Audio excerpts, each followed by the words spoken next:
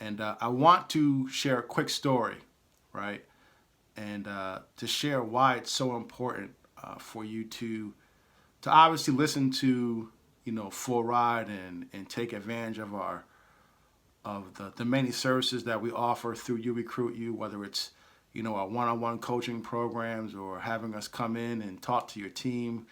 We do workshops for athletic departments. We do all that good stuff, right? But it's important, though, at the end of the day, that yes, you educate yourself on the process and you plan and you do the right preparation for college recruiting, but ultimately it does come down to execution. I have a quick story to share, and then we're going to get to Sivan.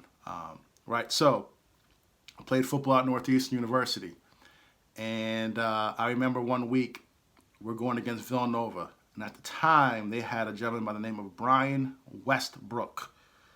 So all you Philadelphia Eagle fans, you know him well. He was a running back, number 36 for the Eagles for a number of years. Still one of my favorite football players. In part, yes, because of his versatility, but also because he was the best player I've ever played against.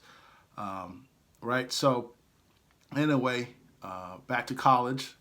It's game week. And at the time, Brian Westbrook, he was obviously Villanova's top running back. He was the nation's best running back for 1AA football. But he also returned punts. And I remember all week long in practice, our coach had us on special teams, do directional kicking. Kick it out. He would even say, just kick it to the far left, kick it to the far right. If you have to, kick it out of bounds. But whatever you do, we do not want him touching the ball. And we literally would practice. We would rep it over and over and over again on the field.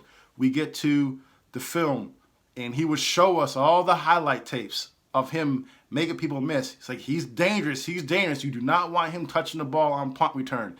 Kick it away from him, right? Sure enough, it's game day. We go 3 and out on our first possession. I think we got pinned inside the 10-yard line, or we had penalties, whatever the case may be. That's not important. But we get pinned inside our 10. We go 3 and out. We go to punt the ball. Our coach calls a play, and I don't know the exact play, but the idea was for us to kick it all the way to the far right, and then everyone's in kind of corral Brian Westbrook, and basically we wanted to use the sideline as our, as the 12th defender, if you will.